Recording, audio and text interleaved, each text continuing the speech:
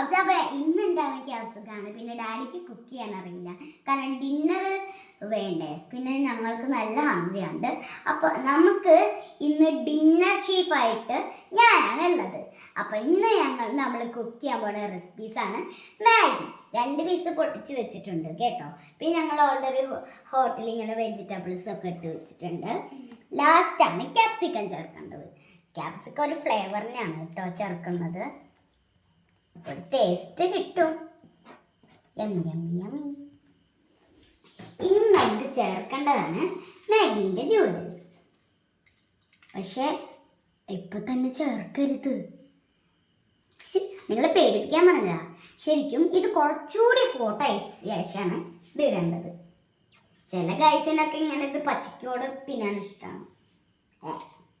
നന്നായിട്ട് തിളച്ച് വന്നിട്ടുണ്ട്. അപ്പോൾ നമുക്കിനി മാഗി മസാല ചേർത്ത് കൊടുക്കാം കേട്ടോ.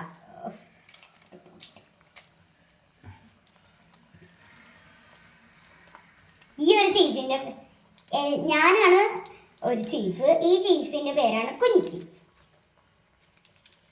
ഓക്കെ, കട്ട് ചെയ്തു കേട്ടോ. രണ്ടാമത്തെ മാഗിയുടെ പൗഡർ ഇത് ഒരാൾക്കുള്ളതാ, അതാണ് ഇങ്ങനത്തെ 2 ആൾക്ക്. കുറച്ചെണ്ണം ബാക്കിയുണ്ടാവും കേട്ടോ, എഴുതാൻ മറക്കല്ലേ. ഞാൻ സ്പൂൺ എടുത്തിട്ട് വളക്കാൻ വയ്ക്കുക.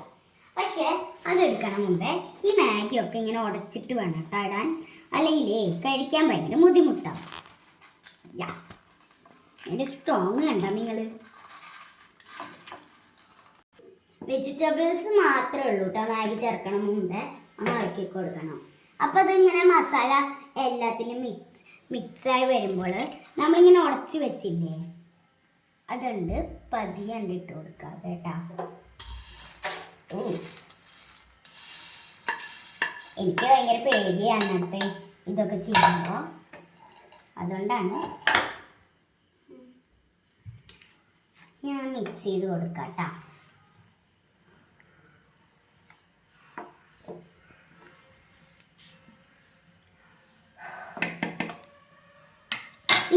നല്ല മണം വരുന്നുണ്ട്.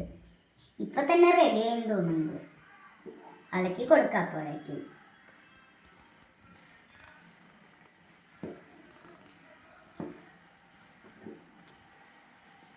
നിങ്ങൾക്ക് ഇങ്ങനെ മാഗി ഉണ്ടാക്കുമ്പോൾ ഇങ്ങനത്തെ ഒരു മണം കിട്ടുമെങ്കിൽ എന്തായാലും ഒന്ന് കമന്റ് അടിക്കണേ. പിന്നെ ലൈക്കും സബ്സ്ക്രൈബും, പിന്നെ നിങ്ങൾക്ക് 3 ട്രൂ ഫ്രണ്ട്സിനോട് ഒന്ന് ഷെയർ ചെയ്ത് കൊടുക്കാൻ മറക്കല്ലേ. പിന്നെ ലൈക്ക് ആൻഡ് സബ്സ്ക്രൈബ്.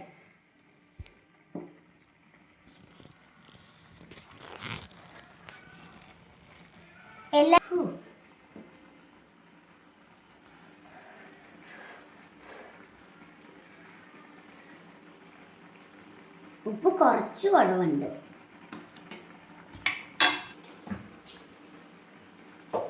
എന്തായാലും നമ്മൾ എന്തെങ്കിലുമൊക്കെ ചെയ്യുമ്പോൾ ശ്രദ്ധിച്ച് ചെയ്യണം.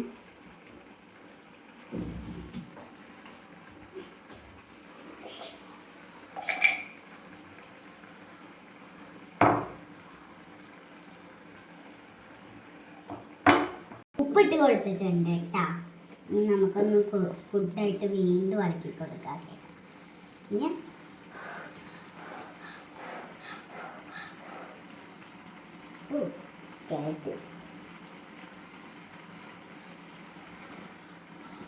കുറച്ചുകൂടി ഇളക്കി കൊടുക്കാം. ഉപ്പ് പെർഫെക്റ്റ് ആട്ടാ, വേണമെങ്കിൽ രണ്ടാമത്തെ കുറച്ചും കൂടി ഇടാം. പെർഫെക്റ്റ് അല്ല, കുറച്ചും കൂടി ഇടാം. ആ, കുറച്ച് കുറവുണ്ട്. ഞാൻ നിങ്ങളോട് ചിലപ്പോൾ കഴിവരും.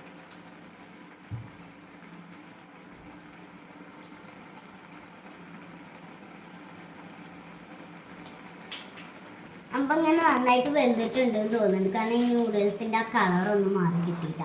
എന്തായാലും നമുക്കൊന്ന് ടേസ്റ്റ് നോക്കും ഉപ്പ് പ്രോപ്പറാണെന്ന്. കൈ പൊള്ളുവല്ലെങ്കിൽ വാ കറക്റ്റ്. ഇതാണ് പ്രോപ്പർ. കയ്യിലാണെങ്കിൽ proper taste. അങ്ങനെ നല്ല ഗ്യാസ് ഓഫ് ചെയ്തു. അങ്ങനെ നമ്മൾ ഇതെല്ലാം ഇട്ടാ. അപ്പൊ ഇന്നത്തെ വീഡിയോ ഇത്രയേ ഉള്ളൂ. Tata bye bye, see U.